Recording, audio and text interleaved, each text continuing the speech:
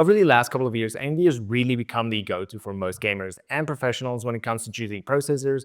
And for me personally, I've really been excited about their new Zen 5 flagship processors to really see what they're capable of, as they have been improving year on year, making the choice to switch so much more tempting. So today we're taking a look at the Ryzen 9 9900X, which comes equipped with 12 cores and 24 threads, has a base clock speed of 4.4 gigahertz that can be boosted up to 5.6 gigahertz, which for the average person means it performs on par or slightly better compared to its closest counterpart, while consuming a whole lot less power.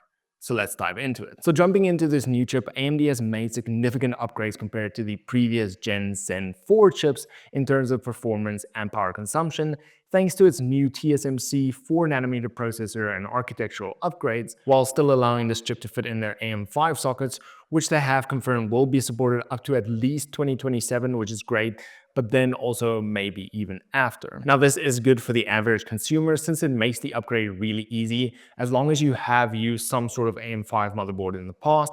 But that also means that if you are committing to buying an AM5 motherboard now with the CPU, you will be able to make upgrades to your PC with a simple CPU upgrade instead of having to buy an entire new motherboard as well, which of course then can lead to other upgrades as well, like memory, for example, which can add a little bit more to that upgrade. Then the Ryzen 9 9900X also supports high-speed DDR5 RAM up to 192 gigabytes, which should be more than enough for most general users, and even PCIe Gen 5 support, which we have seen being added a lot to the newer AMD motherboards, especially on the M.2 slots, but it is also future-proofing the entire setup with the newer graphics card also supporting PCIe Gen 5, i.e.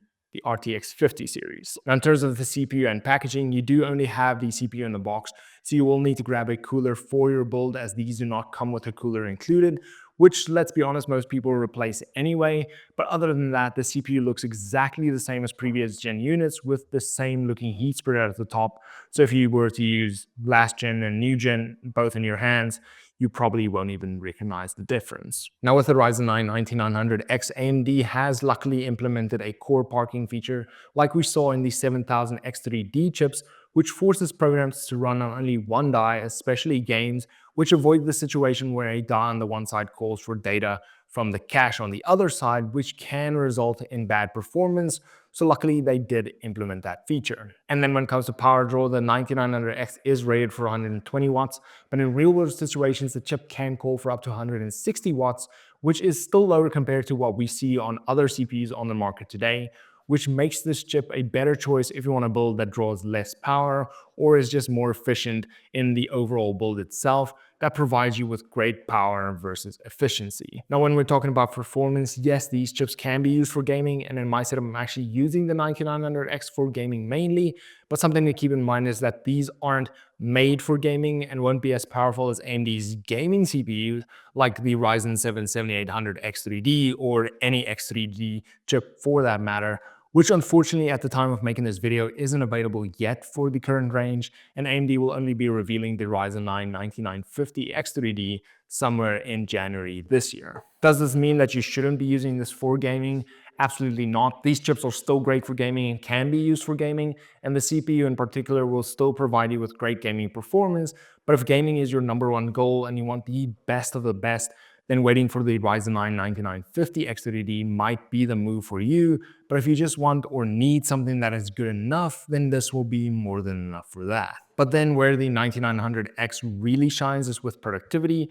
And if you are someone that does a lot of video editing, 3D rendering, compressing and decompressing files, then this is where you will see the best performance out of the CPU. AMD has really been able to create a lot of magic with these new chips thanks to their higher power limits and their architectural upgrades, making them perform much better in productivity tasks compared to previous gens and even their competitors, while staying relatively lean when it comes to power consumption. So if efficiency is important for you in your setup, then performance versus efficiency, you will definitely struggle to beat this. So this means that if you are building a productivity PC or a PC that needs to be able to run games as well as your productivity tasks, then this is a solid choice, as it will provide you with great performance for both of those use cases. In the past, my desktop PC has been a setup where I do everything from playing games, watching videos, and even creating content. And for that reason, the CPU would have been a great choice for that. As a price to performance, it is really difficult to beat this, even in the long run, thanks to its efficiency. But now the question needs to be passed on to you, and that is, what do you need your PC to do and what is your main focus? Like I mentioned before, AMD has really done a great job with the new 9th gen CPUs, and overall, it is difficult to fault them on these. They perform really well, and with features like core parking, it does help you get the best possible performance out of your system regardless of what it is that you are doing. And that is why I love the Ryzen 9 9900X. Yes, sure, it isn't the best CPU for gaming, and in some cases, other CPUs might outperform it in games, but what you are getting with the 9900X is great performance in productivity tasks, good performance in game, and relatively efficient system overall. But what do you think of the new 9th gen CPUs from AMD? And is the Ryzen 9 1900X a CPU that you would buy for yourself? Or would you rather wait a little to get your hands on the Ryzen 9 9950X3D? i.e., do you use it for productivity or gaming? Let me know down in the comments below. And then, as always, until next time, cheers.